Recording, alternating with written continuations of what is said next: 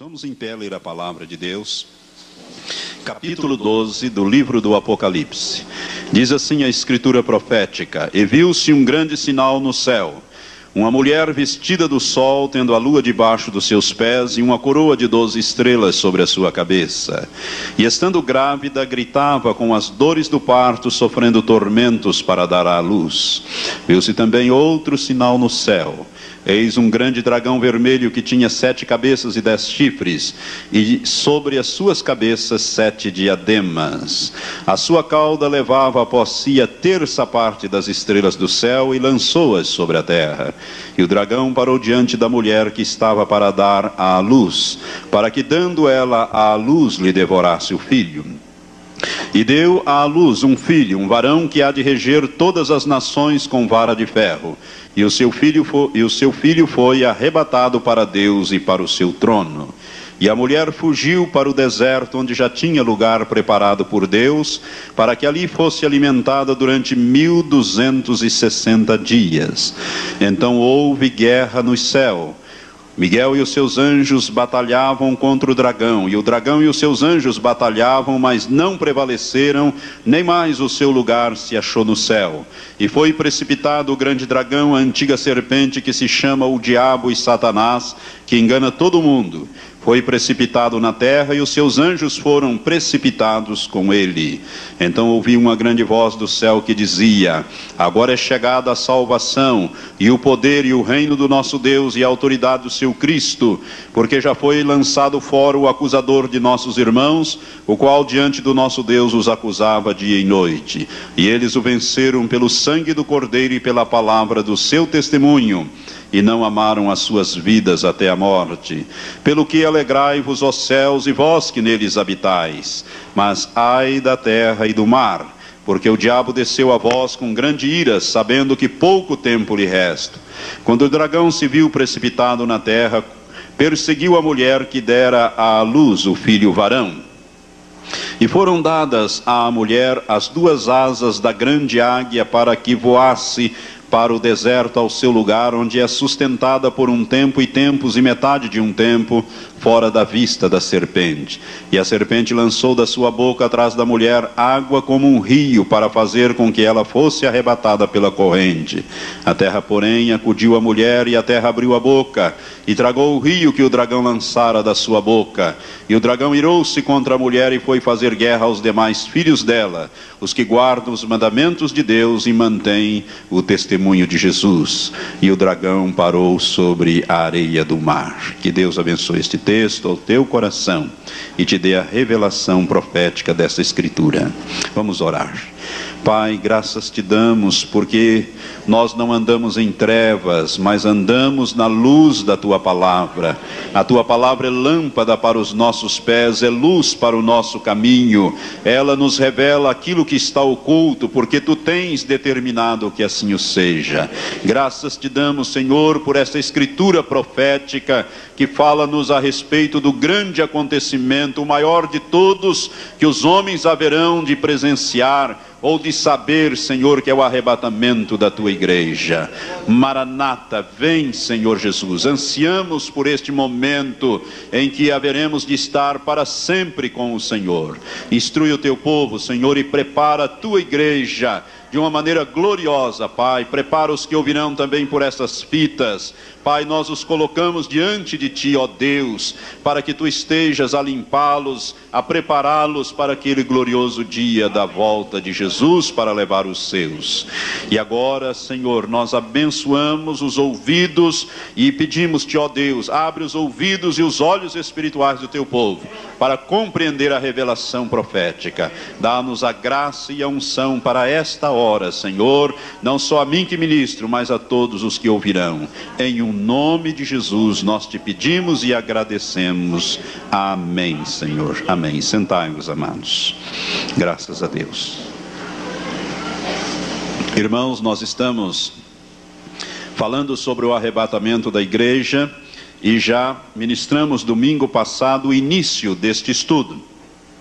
O capítulo 12 trata do arrebatamento da igreja do ângulo visto do céu.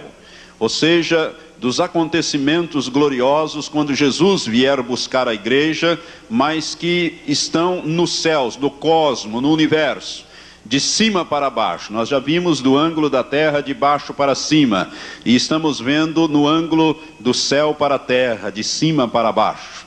E já vimos domingo passado que aqui existem 3 símbolos: o dragão, que é o símbolo de Satanás, que nos é revelado isto no próprio texto profético que lemos. O versículo 9 nos diz que foi precipitado na terra, o grande dragão foi precipitado, né? A antiga serpente que se chama o diabo e Satanás, que engana todo mundo. Então a própria revelação profética nos diz o símbolo do dragão, que é Satanás, que aqui é representado com 7 cabeças e 10 chifres. E nós vimos também, domingo passado, que o símbolo da mulher aqui é a igreja visível, e não o povo de Israel, como ensina a maioria dos teólogos em todas as denominações. Aqui nós estamos diante de um símbolo muito importante, que é a igreja visível, como nós a vemos hoje, nos dias que correm. E aqui esta mulher, ela é vista, vestida do sol, que é a vestimenta de luz, não é? E nós já vimos que Deus é luz, Jesus é luz, e nós somos luz também. Jesus disse: vós sois o sal da terra e a luz do mundo. E ela está aqui numa posição de autoridade. Ela é vista no cosmos e com os pés sobre a lua. A lua é o símbolo das trevas. E nós vimos aqui que este símbolo representa então o poder de Satanás, o reino de Satanás. E nós, igreja, mulher, a igreja visível, ela tem autoridade, porque Jesus nos deu esta autoridade de pisar serpentes e escorpiões e sobre todo o poder do inimigo, e nada haveria de nos fazer dano algum.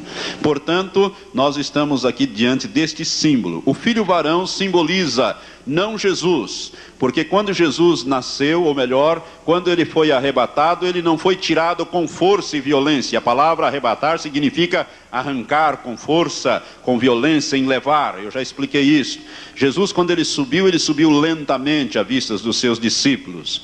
E aqui o filho varão representa a igreja invisível, e não o Senhor Jesus Cristo, porque a Bíblia não usa símbolos para falar de verdades bíblicas já consumadas. Jesus, quando ele veio à terra, ele nasceu, e aqui ele viveu, e Satanás tentou por várias vezes destruí-lo, até que inspirou os homens a crucificá-lo. Jesus foi perseguido por Herodes, quando ele era criancinha ainda, enfim, uma série de acontecimentos. E a Bíblia não usa símbolos para falar de fatos passados, ela usa os fatos. Ela usa símbolos para falar de coisas futuras ou de coisas que estão ocultas. Aqui é a igreja. A mulher é o símbolo da igreja visível. E o filho varão é aquele grupo menor que será levado. É aquele grupo que vai ser arrebatado para Deus e para o seu trono, conforme nos diz esta escritura. E aqui, irmãos, nós já vimos isto domingo passado. Quando nós vimos aqui o versículo 2, diz que estando grávida, esta mulher gritava com as dores do parto, sofrendo tormentos para dar à luz. Quando João tem esta revelação, ele vê aqui a figura da igreja visível e da igreja invisível, ou seja, o arrebatamento, a ruptura, a separação. Ele já vai ver naquele estágio final, ou seja, nos dias do arrebatamento. Quando João tem essa visão, o anjo lhe mostra exatamente este quadro, quando está na iminência de ocorrer esta separação dos dois grupos, do grupo maior do grupo menor, da igreja visível para a igreja invisível. É por isso que esta mulher sofre tormentos para dar à luz, ou seja, a igreja visível está passando por momentos de lutas. Irmãos, eu vejo isto aqui dentro daquele período dos 7 anos finais que eu tenho ministrado, já na iminência, já no término daqueles 3 anos e meio iniciais. Então, esses 3 anos e meio iniciais, a igreja visível, ela estará na terra, mas ao mesmo tempo, nós estaremos enfrentando dificuldades. Agora veja bem, observe um detalhe aqui. Quando a mulher vai dar à luz, quem é que padece mais, a criança ou a mulher? A mulher. A criança padece também, tem alguns traumas ali no nascimento, é traumático, mas quem padece mais é a mulher, ou seja, a igreja visível, que é a igreja que vai ficar para trás. A igreja invisível, que é o filho varão, vai padecer menos nesta situação. E depois do nascimento, então, muda completamente. E aqui, então, nós temos uma coisa que eu quero chamar a sua atenção desde já para uma figura que Deus mostra aqui. Se nós considerarmos uma mulher, vamos imaginar, porque aqui nós estamos diante de um símbolo, né? Aliás, de dois símbolos, a mulher e o filho varão, a igreja visível e a igreja invisível. Vamos imaginar uma mulher com 1,70 m, uma mulher grávida, né, já nos dias de dar à luz. Vamos dizer que esta mulher pese aí 70 quilos, né, que seria um peso ideal. Não estou falando de uma pessoa forte, bem constituída, uma estrutura, né, não estou falando de manequins dando à luz, estou falando de uma mulher normal, né? Então, 1,70 m, esta mulher deve pesar em torno de uns 70 quilos. Uma criança, quando nasce via de regra com 3,5 kg, é a média. Nós temos alguns médicos aqui que podem confirmar isto, mais ou menos 3,5 kg seria a média de uma criança nascer. Se nós considerarmos a massa, né, de o corpo da mulher, 70 quilos, daquela massa do filho varão, 3,5 kg, o que é que nós temos em termos de percentagem? 5%. Pastor, o senhor está dizendo que a igreja que será levada, ou seja, os santos que vão arrebatar, vai ser apenas 5% da igreja visível? Irmãos, eu não estou dizendo isto, mas Jesus chama-nos a atenção para este fato quando ele fala do sermão profético no capítulo 24, e no capítulo 25, 24 final e 25, ele fala de 3 parábolas, 3 ensinos que ele dá a respeito disto. E quando ele fala no capítulo 25 das 10 virgens, que representam ali a igreja, ele diz que as 10 eram virgens, as 10 foram esperar o noivo, ou seja, o noivo tardou, que é Jesus Cristo, que esses quase 2000 anos que ele foi, mas vai voltar e está tardando. E as 10 eram virgens, ou seja, eram esposas ou noivas do Cordeiro, não é? As 10 estavam aguardando, as 10 tinham as suas lâmpadas, tinham azeite, que é um símbolo do Espírito Santo, mas as prudentes tinham o azeite de reserva. As nécias, as loucas, as imprudentes não tinham azeite, e dormiram todas. Mas à meia-noite ouviu-se um grito, dizendo: eis o noivo, saí ao seu encontro.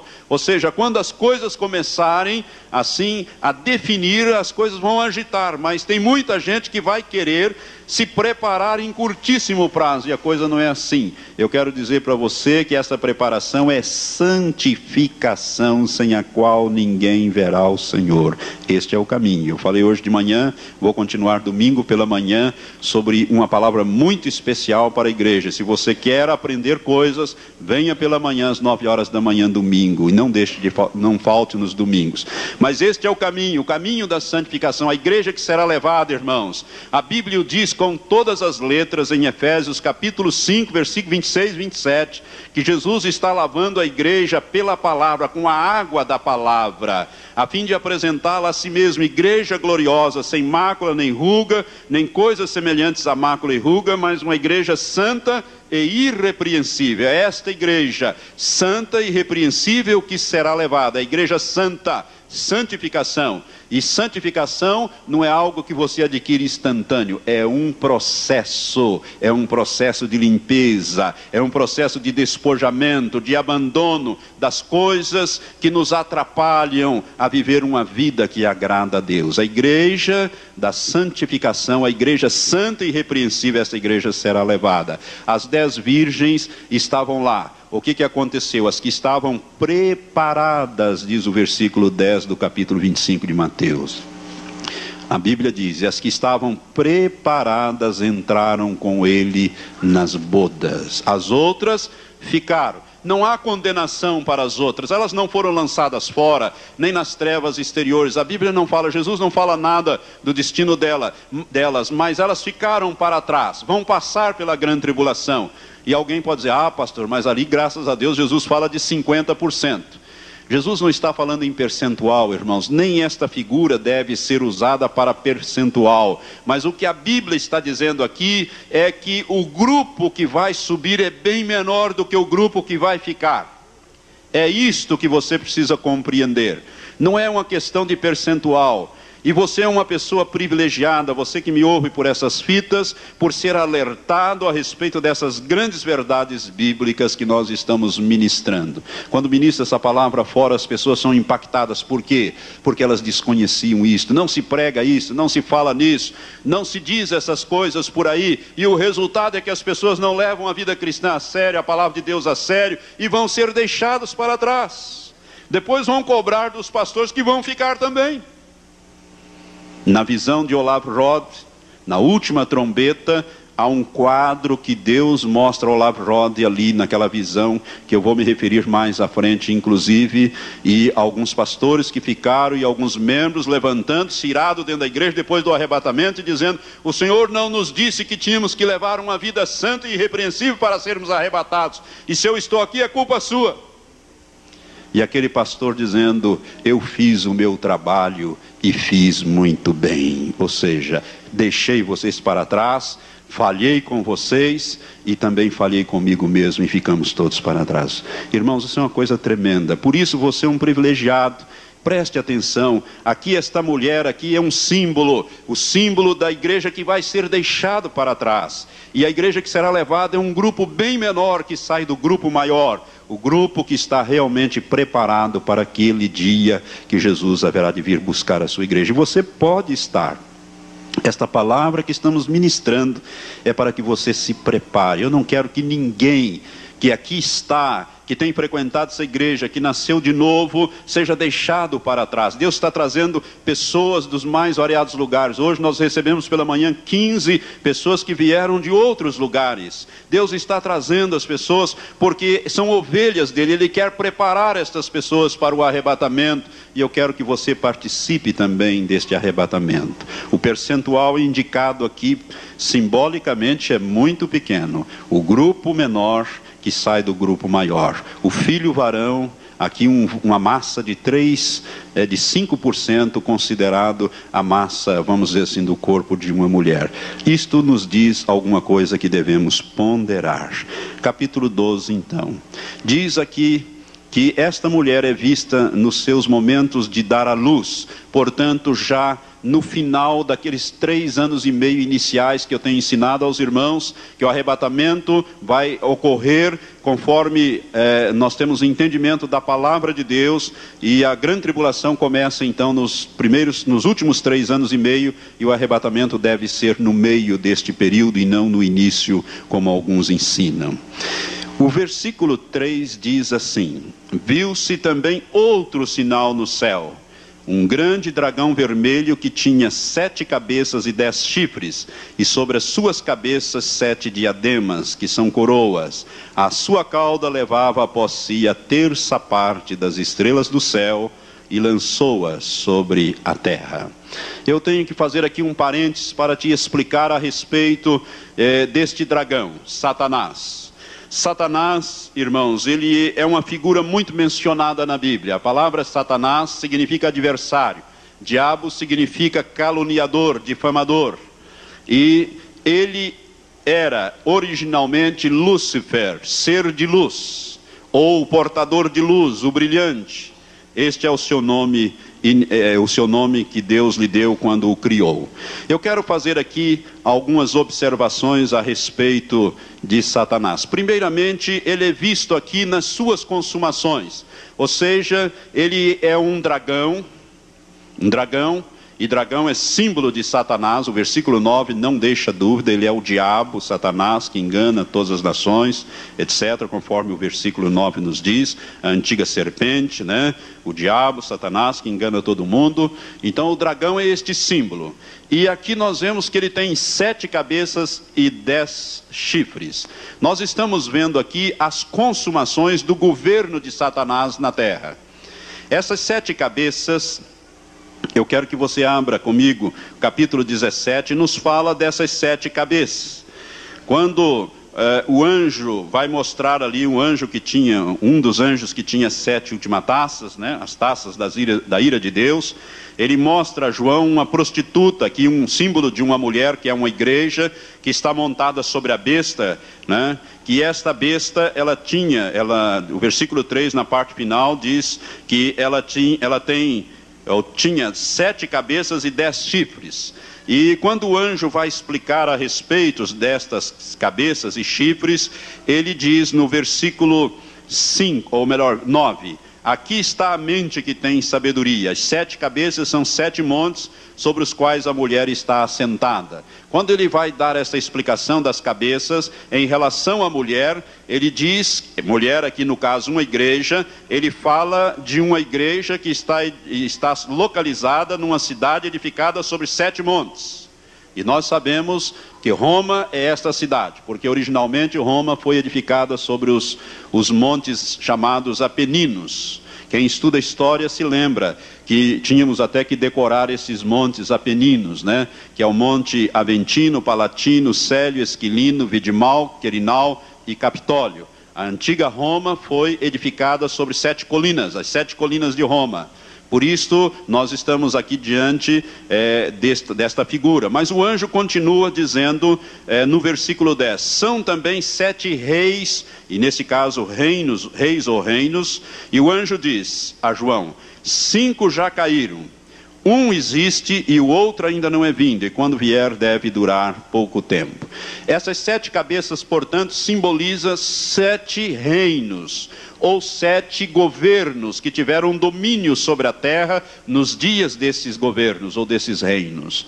5 já caíram. Nos dias de João, 5 desses impérios já não existiram mais. Eu não sei se eu já falei, mas vou repetir. O Império Assírio já não existia mais. O Império Egípcio, como império e domínio sobre a terra, já não existia também. Existe o país, o Egito, mas não como império, como domínio sobre a terra. Então a Assíria, o Egito, a Babilônia, o Império Medo-Persa e o 5º Império Grego. Esses já não existiam mais nos dias de João. Um existe. Qual era o que existia nos dias de João? O Império Romano. E o outro ainda não é vindo, que é o império do anticristo, que vai aparecer do antigo império romano restaurado, conforme eu já ministrei à igreja. O outro não é vindo, e quando vier, deve durar pouco tempo. O reino mundial do anticristo, o domínio do anticristo sobre a terra, vai durar 42 meses ou 3 anos e meio, conforme nos diz Apocalipse capítulo 13, foi-lhe dado autoridade durante 42 meses. Ele vai reinar 42 meses. Portanto, essas 7 cabeças aqui são esses 7 impérios.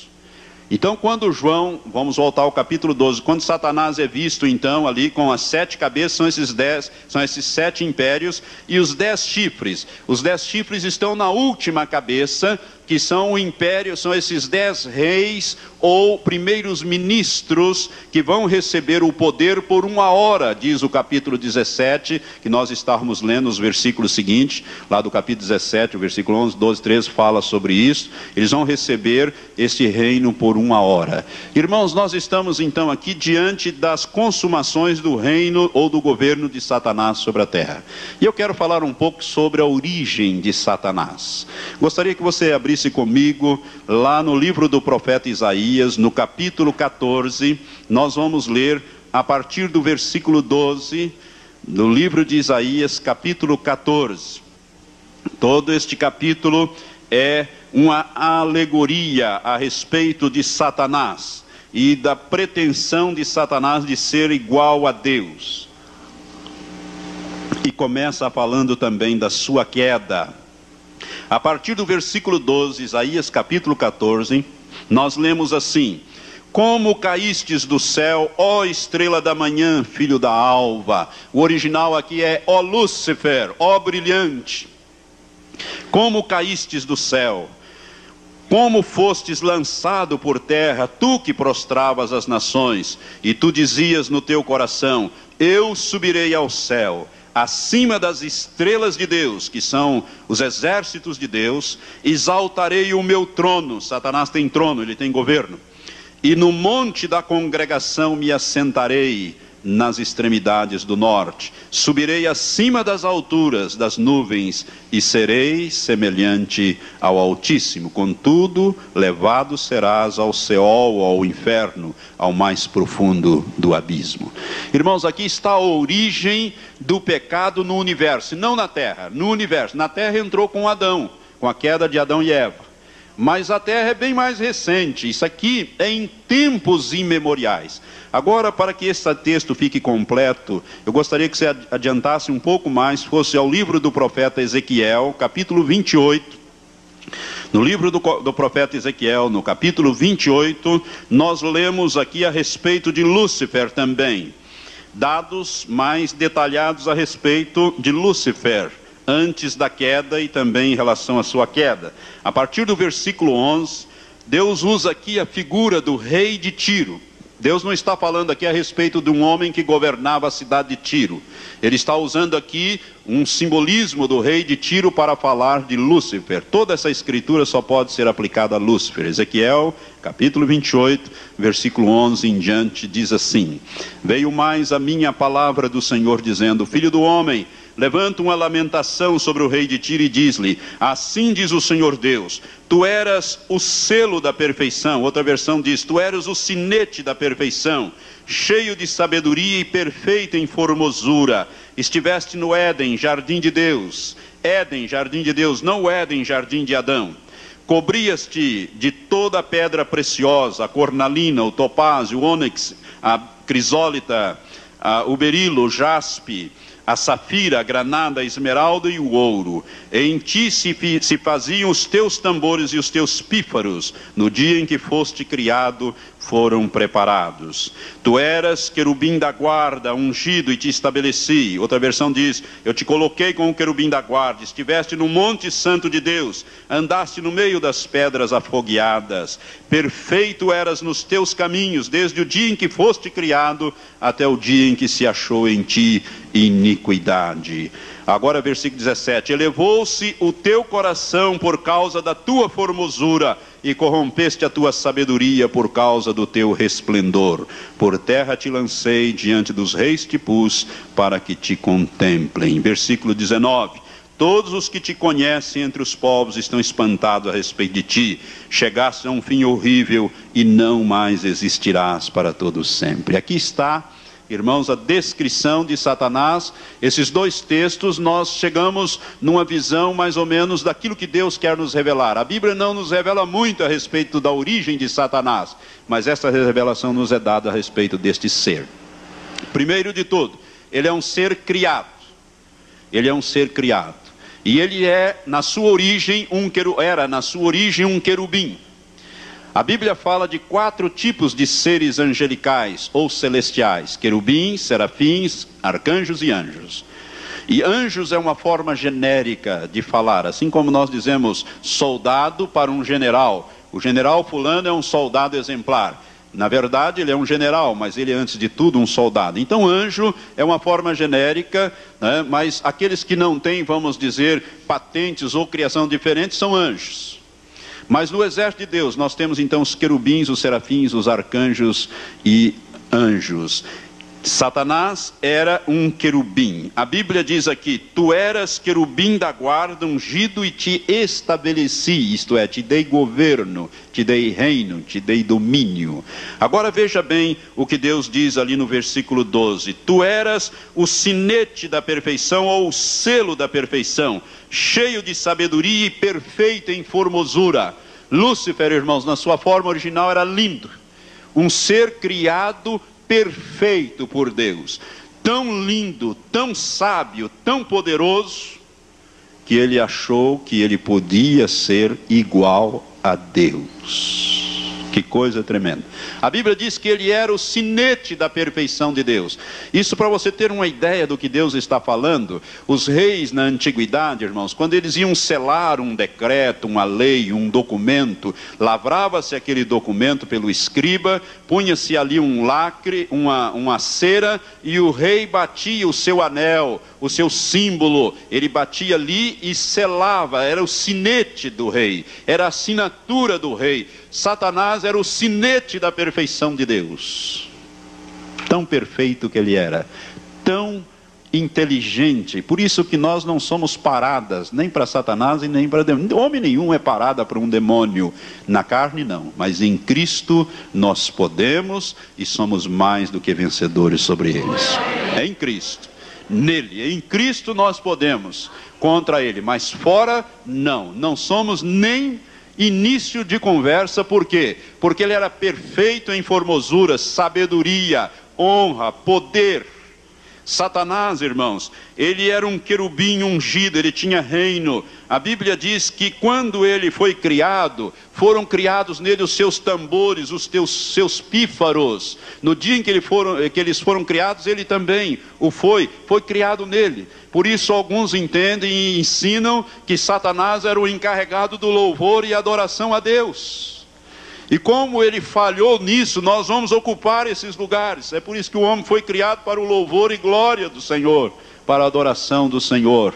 Satanás odeia o homem, porque o homem está numa posição, inclusive mais elevada do que ele, na posição original que Deus o deu. E nós vamos ocupar esses lugares numa posição ainda mais elevada do que eles, porque seremos corpo de Cristo, coisa que Deus nunca deu. O homem foi criado como coroa da criação de Deus, bem depois desta queda e dessa situação toda que houve lá.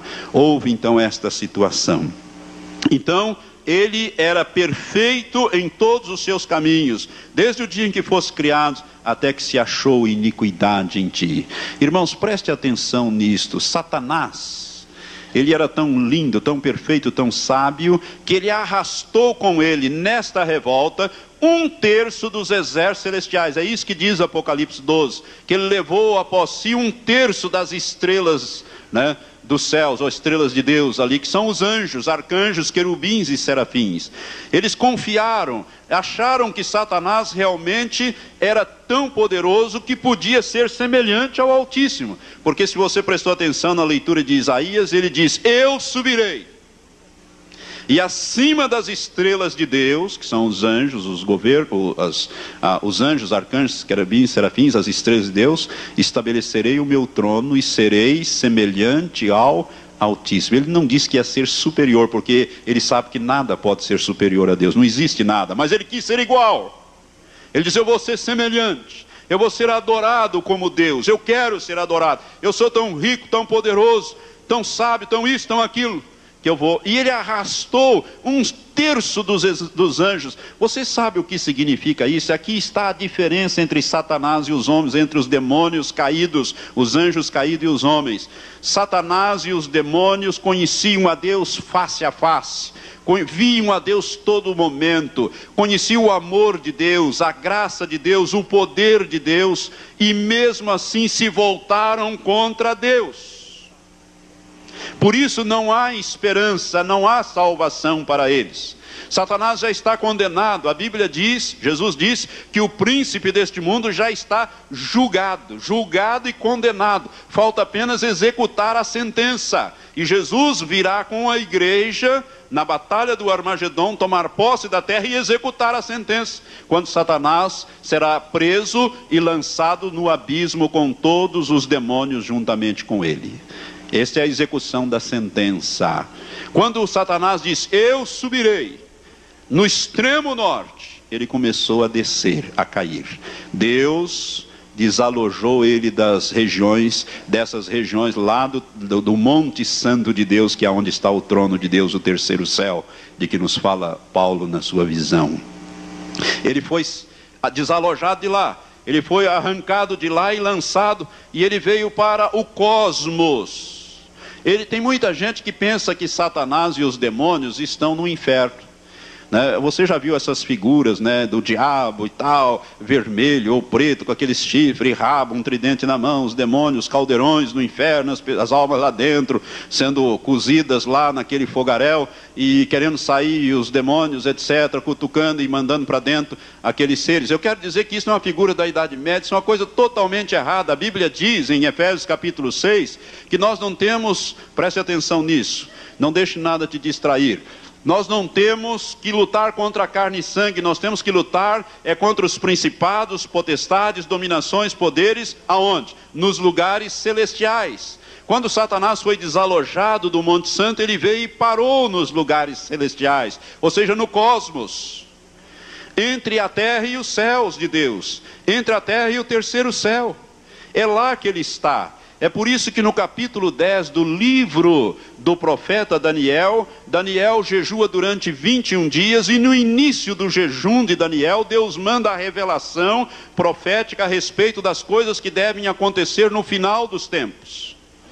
Mas o anjo Gabriel, o poderoso anjo Gabriel, que vem trazendo essas revelações, ele não consegue passar deste reino satânico.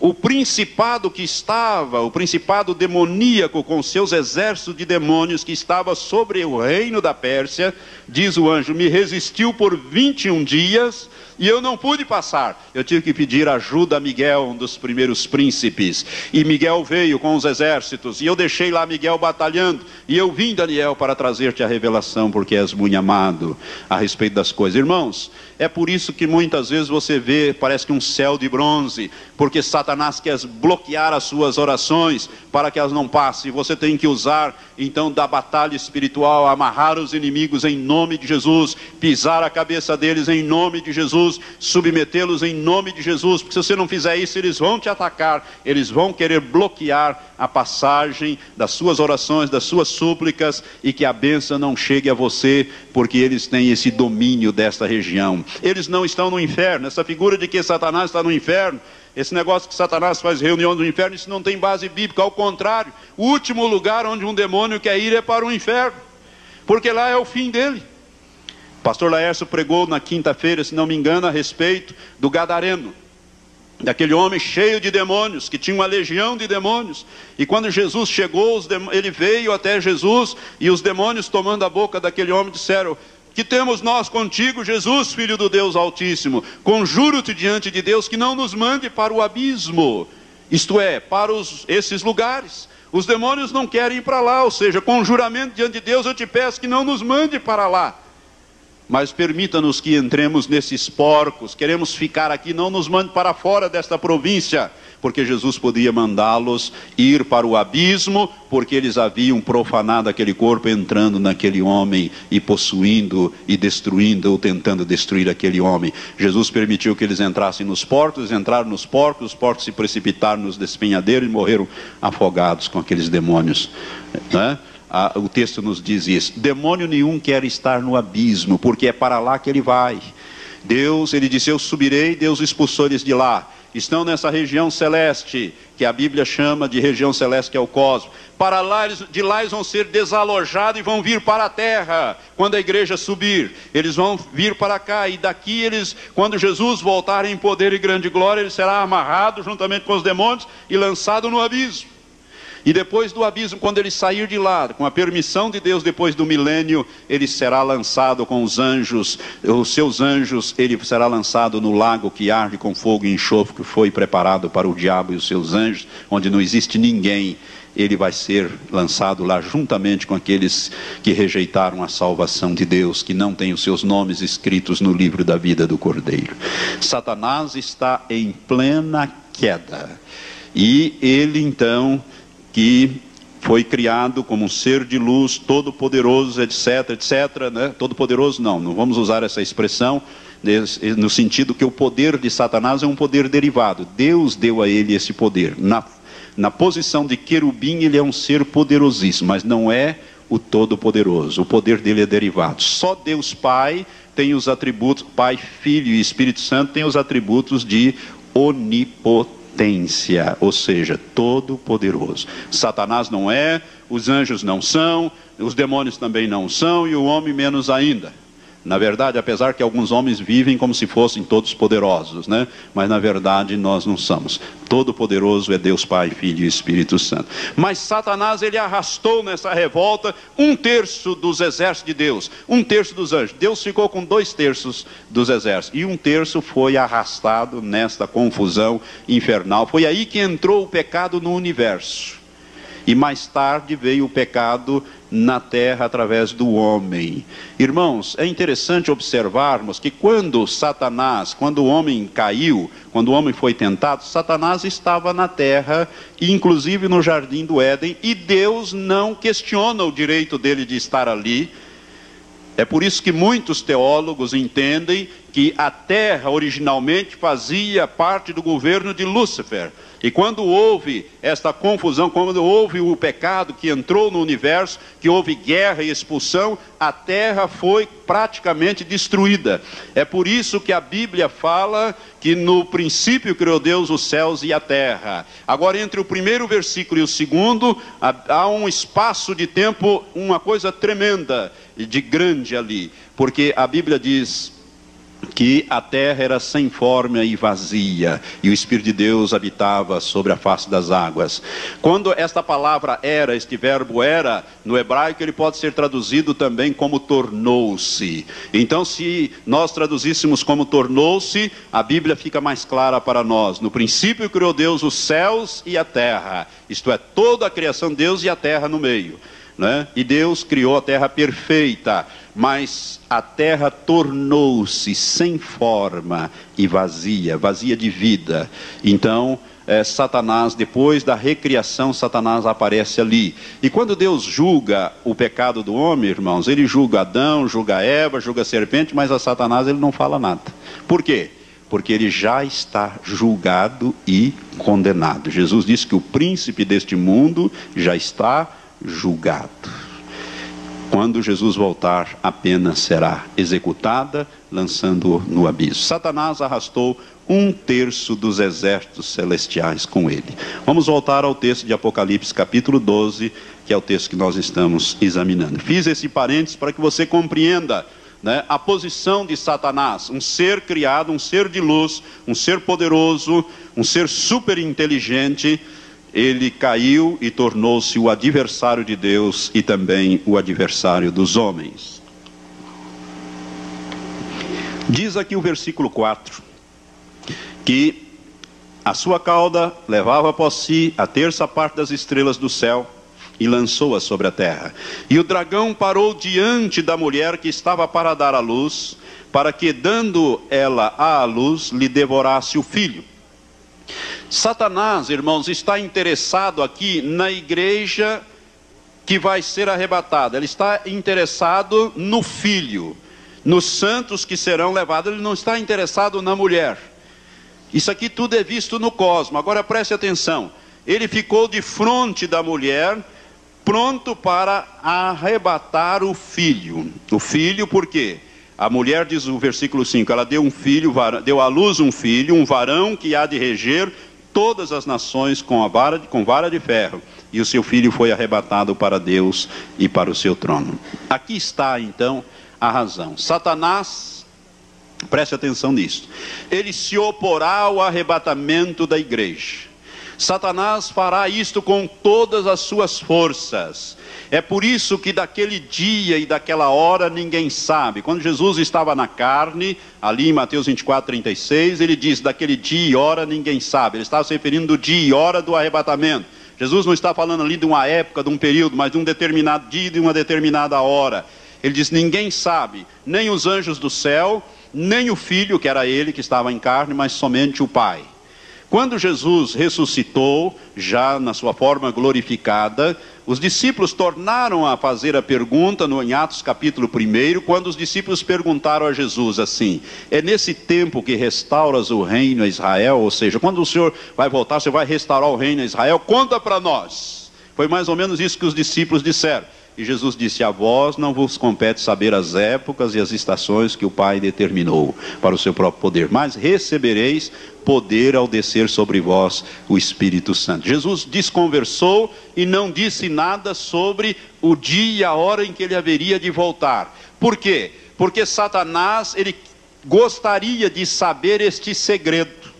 Porque se ele soubesse esse segredo, ele faria todos os preparativos, tudo o que ele pudesse para impedir a passagem da igreja. Por quê? Porque o dia que o corpo estiver unido à cabeça, e Cristo é a cabeça e nós somos o corpo, acabou o reino de Satanás, acabou. Ele vai ser fragorosamente derrotado. Vai ter só 3 anos e meio mais para ele pintar e bordar e fazer a obra que ele faz no mundo. Por quê? O dia que a cabeça chegar, o corpo chegar no céu e se unir à cabeça, misticamente falando, Jesus está completo. O corpo se uniu à cabeça. Irmãos, hoje a cabeça está nos céus, que é Jesus Cristo, e o corpo está na terra, que é a igreja. Mas vai chegar uma época em que a igreja vai subir e encontrar com o Senhor, e estará para sempre com o Senhor. E é por isso que Satanás fará tudo para que a igreja não passe. Agora então você vai entender o texto de 1 Tessalonicenses 4, quando o apóstolo Paulo, pelo Espírito Santo, diz que num determinado momento o Senhor mesmo virá do céu, ouvir-se-á um brado, um grito, o arcanjo vai entrar em ação, e a última trombeta soará, e os que morreram em Cristo ressuscitarão, e nós, os que estivermos vivos, seremos transformados e subiremos, os 2 grupos, a encontrar o Senhor nos ares, e assim estaremos para sempre com o Senhor. Ali está então o comando. Deus, através de Jesus Cristo, dará um grito, um comando, um alarido, um grito, um comando, é agora. E Jesus vai dizer: Miguel, limpe o trecho, limpe a passagem. Miguel vai entrar em ação. Subitamente ele vai entrar em ação e vai haver batalha no céu. É isto que a palavra de Deus está dizendo. Irmãos, a igreja vai passar e vai para o céu. Nós não temos nada a ver com isso. Isso é com Miguel e os seus anjos, mas nós vamos chegar lá. Agora preste atenção, eu vou ainda abordar este assunto. Preste atenção neste detalhe. A Bíblia diz aqui que a mulher deu à luz um filho, né? E Satanás queria devorar o filho, ou seja, a igreja que será arrebatada. E ela deu luz a um filho, um varão que há de reger as nações com vara de ferro. E você poderá dizer: ah, pastor, mas isso se refere a Jesus. Realmente, se você olhar, vamos um pouquinho adiante, no capítulo 19 de Apocalipse, referindo-se a Jesus, com a volta de Jesus em poder e grande glória, quando vai se travar a batalha do Armagedon, no versículo 15 está escrito que da sua boca, isto é, da boca de Jesus, saiu uma espada afiada para ferir com ela as nações. Ele as regerá com vara de ferro, e ele mesmo é o que pisa o lagar do vinho do furor da ira do Deus Todo-Poderoso. Jesus regerá as nações com vara de ferro. Mas eu dou graças a Deus que no mesmo livro do Apocalipse, no capítulo 2, versículos 26 e 27, eu quero que você vá comigo lá em Apocalipse 2, versículos 26 e 27, quando o Senhor manda que se escreva as cartas às igrejas, as 7 igrejas, no capítulo 2, versículo 27, quando ele fala à igreja de Tiatira, ele diz assim: ao que vencer e ao que guardar as minhas obras até o fim, eu lhe darei autoridade sobre as nações, e com vara de ferro as regerá, quebrando-as do modo como são quebrados vasos de oleiro, assim como eu recebi a autoridade de meu Pai. Quem é que vai reger as nações com vara de ferro? Jesus e a igreja. Irmãos, a igreja e Jesus formam uma unidade, corpo com a cabeça. Portanto, não há nenhuma discrepância nisso. Jesus é a cabeça, nós somos o corpo.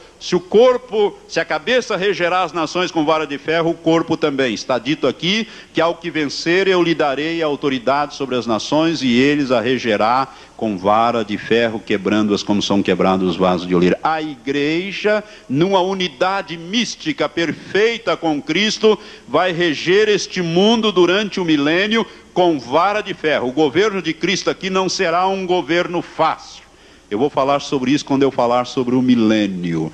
Nós vamos quebrar esse sistema viciado, demoníaco, de governo humano na face da terra. Deus vai implantar aqui a sua vontade. Quer os homens gostem ou não, aceitem ou não, o governo de Cristo será implantado e regido com vara de ferro, e ele fará isto com a sua igreja. Veja bem, ao que vencer, ao que guardar as minhas obras até o fim, eu lhe darei autoridade sobre as nações, e com vara de ferro as regerá. Nós vamos reger as nações. Amém?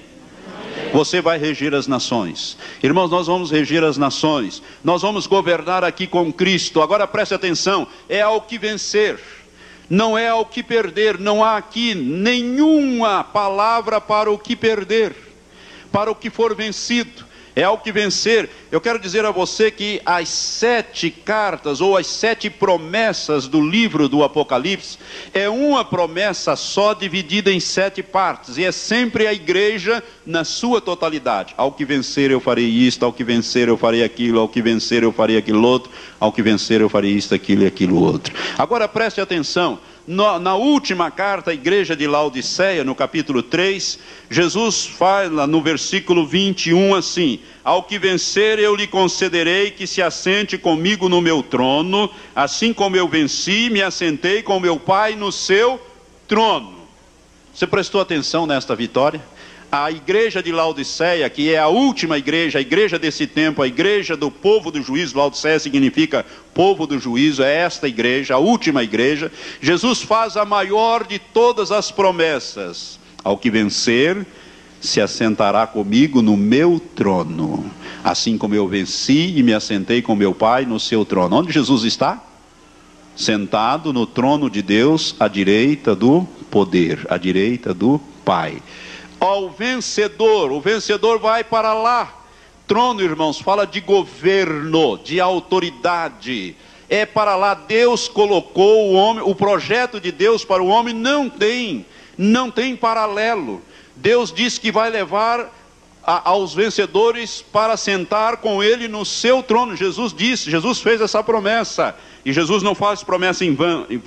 Ao que vencer eu lhe concederei que se assente comigo no meu trono, assim como eu venci e me assentei com meu Pai no seu trono. Agora veja o capítulo 12, esse texto que nós estamos examinando, o versículo 4. O que ele diz? O versículo 5, né? E deu à luz um filho varão que há de reger todas as nações com vara de ferro. E o seu filho foi arrebatado para onde? Para Deus e para onde? Para o seu trono, para o trono de Deus. Você já parou para pensar nisso? Irmãos, essa é uma das maiores revelações das Escrituras. É por isso que Deus colocou o homem pouco abaixo dele mesmo. Salmo 8 diz: pouco abaixo de Deus o fizeste, de glória e de honra o coroaste. Os vencedores, irmãos, vão se assentar no trono de Deus. Você já pensou o que é isso? Trono significa governo. Deus governa todo o reino dele, todo o universo, tudo que ele criou e tudo que ele cria até hoje, porque Deus é dinâmico. Jesus disse que meu Pai trabalha até agora e eu trabalho também, e os cientistas dizem que o universo está em expansão, e Deus está criando, e Deus está governando, reinando sobre tudo, e é para lá que vão os vencedores, aqueles que vencerem, não os derrotados, os vencedores. Para Deus e para o seu trono, o filho varão é arrebatado, é arrancado, é tirado e levado para Deus e para o seu trono. É por isso que a promessa de Jesus, ela se casa perfeitamente aqui, quando ele diz: aquele que vencer, se assentará comigo no meu trono, assim como eu venci e me assentei com meu Pai no seu trono. Se ele é a cabeça e nós somos o corpo, nós vamos assentar no trono. Aonde está a cabeça, estará também o corpo. Não pode a cabeça estar num lugar e o corpo no outro. No céu não. No céu não. Onde estiver a cabeça está o corpo. E a Bíblia é muito clara em dizer que nós somos o corpo do qual ele é a cabeça. Efésios capítulo 1 e capítulo 2 nos fala dessas coisas. Irmãos, isso é uma coisa gloriosa, coisa tremenda, a revelação profética aqui. Mas é só para aquele que vencer, para aquele que vencer, para aquele que vencer, para aquele que vencer. Não tem promessa aqui para quem perder. Quem perder fica aqui e passa pela grande tribulação. Não vai assentar em trono e não vai governar com Cristo, não. O universo de Deus não. Este não vai para lá, porque não há promessa. Você acha que Deus vai colocar derrotados no trono dele? No corpo do filho dele? Não. Não. Preste atenção, eu estou te trazendo uma das maiores revelações das Escrituras. Não existe coisa mais sublime do que o projeto de Deus para o ser humano, mas para o vencedor, para aquele que vencer. E nós somos chamados. Muitos são chamados, disse Jesus, poucos os escolhidos. Agora preste atenção, você foi chamado para ser um vencedor. Agora você será vencedor ou derrotado. Vai depender de você. Mas vencer o que, pastor? O que é que eu tenho que vencer? Eu vou ter que parar aqui e vou deixar para te dizer no próximo domingo o que é que você tem que vencer. O que é que nós temos que vencer. Irmãos, nós estamos nessa caminhada, eu falei hoje de manhã, nós estamos numa caminhada, estamos num caminho, e o caminho que o Senhor está mostrando, do qual eu estou guiando o povo, naquela visão que eu lhes falei, a respeito que o pastor Matias teve através daquele sonho, eu abordei isso domingo, hoje de manhã, e vou continuar abordando isso domingo que vem, e desde já, eu quero te pedir, não falte, porque é uma visão, a revelação que Deus deu ao pastor Matias, e a interpretação ele me deu nesse domingo de manhã. Nós estamos neste caminho, e o caminho que nós estamos é o caminho da santificação, sem o qual ninguém verá o Senhor, o caminho da santidade. O que vencer se assentará comigo no meu trono. Aonde é que Jesus está assentado? No trono de Deus, à direita do Pai. Aliás, ele já foi visto, né, como quando aquele primeiro mártir do cristianismo, né, o que foi Estevão, ele diz: eu vejo o Senhor assentado ao lado do Senhor, eu vejo Jesus ao lado de Deus, Pai. E Jesus mesmo disse que ele assentaria. Ele é um vencedor, e o corpo dele terá que ser vencedor como ele foi vencedor.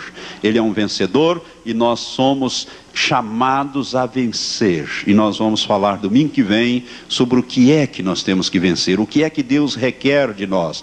Aquele que vencer eu farei isto, aquele que eu vencer eu farei aquilo, aquilo outro. Você em casa vai ler as 7 cartas, os capítulos 2 e 3 do Apocalipse, e você vai ver as grandes promessas. É uma promessa só, dividida em 7 partes, porque 7 é um número simbólico do todo, não é de perfeição, perfeição no sentido do todo, do completo, do total.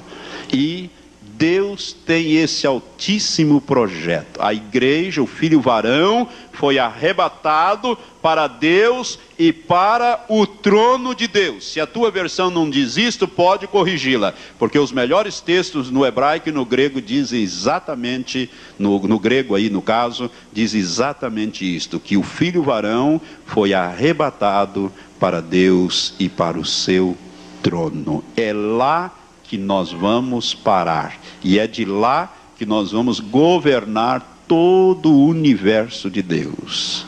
Irmãos, essa coisa gloriosa que é esse universo, que os cientistas não sabem direito, ou mal nem conhecem direito o nosso sistema solar, que é um pequenino sistema dentro de uma galáxia também não lá muito grande, que é a Via Láctea. Existem bilhões de galáxias, ou melhor, milhões de galáxias e bilhões de sistemas solares.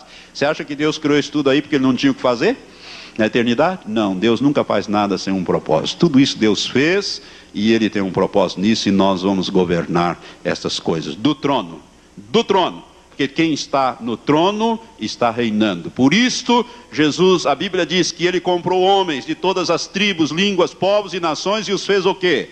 Reis e sacerdotes. O que que faz um rei? Reina, e nós vamos reinar com Cristo, porque fazemos uma unidade com ele, do qual ele é a cabeça e nós somos o corpo. Misticamente nós somos o corpo de Cristo, e haveremos de reinar com ele. Amém? Oh, glórias! Irmãos, quando eu estudo esse texto, quando eu ministro isso aqui, eu sinto assim, me dá vontade de fazer aquilo que o pastor Laércio de vez em quando faz, né? Pular e gritar e saltar. Por quê? Porque realmente nós estamos chegando. É este o objetivo maior de Deus. Ele revelou isto aqui. Esta é a escritura profética. Este é o propósito de Deus para conosco. E você é um privilegiado do Senhor, porque você foi chamado para o reino dele, para ser um vencedor. A Bíblia diz que nós somos mais do que vencedores por aquele que nos amou. Portanto, você deve ser um vencedor. Você foi chamado para vencer. Você tem condições de vencer. E eu vou dizer domingo que vem, com a graça de Deus, em que áreas você deve vencer. Como é que você vai se tornar um vencedor? E é possível ser vencedor. Deus nunca exigiria de nós algo que fosse impossível de nós realizarmos. Amém? Fica em pé e ore a Deus e agradeça a Deus. Senhor, eu não sabia dessas coisas maravilhosas. Afinal, eu estou indo para o trono de Deus. Aleluias. Levante as suas mãos para os céus, louve a Deus nesse instante, agradeça a Deus a revelação que o Senhor está te dando no capítulo 12 do livro do Apocalipse. Estas coisas provêm do Espírito de Deus. O Espírito de Deus está te testificando. Graças te dou, Senhor, aleluias. Te exaltamos, ó Deus Altíssimo, pelo teu plano maravilhoso para com a tua igreja, para com o corpo de Jesus, aleluias. Ó Senhor, tu nos fizeste não só como a coroa da tua criação, mas, ó Pai, tu estás num propósito elevado de levar-nos a sentar ao teu trono. A tua palavra diz que os que foram arrebatados para ti, ó Deus, e para o teu trono, são vencedores, vão a se assentar com Cristo no trono, à direita de Deus, aleluias, do grande trono que governa toda a criação. Tudo o que Deus criou, é para lá que nós estamos indo, ó Pai. Ó Senhor, testifica esta escritura no coração dos irmãos da tua igreja. Ó Senhor, toca também nesses que ouvirão pelas fitas, para que eles, compreendendo os que são vencedores, que foram chamados para esta posição, possam, Senhor, consagrar-se completamente a ti. Oh, aleluia, Senhor, pela tão grande salvação. Nós não podemos, Senhor, aquilatar tão grande salvação, tão grande propósito que tu tens conosco. Aleluias. Maranata, vem, Senhor Jesus. Vem, Senhor Jesus. Nós queremos ir logo. Nós queremos ir logo com o Senhor. Nós queremos estar nesta posição que tu estás a indicar na tua palavra. Por isto, Senhor, vem, Maranata, vem, Senhor Jesus, aleluias. Pai, nós queremos, ó Pai, abençoar o teu povo com a revelação desta escritura profética. Põe, Senhor, no espírito, no íntimo de cada um, ó Senhor, esta palavra. Faz arder e queimar esta semana, Senhor, de uma maneira, ó Pai, que no próximo domingo nós estejamos aqui ansiosos, ó Pai, a beber a tua palavra, a comer a tua palavra, a nos alimentar dela. Toma, Senhor, a direção desta igreja de uma maneira completa, Pai. Nós te pedimos e te agradecemos isto em o nome de Jesus. Amém, Senhor. Amém.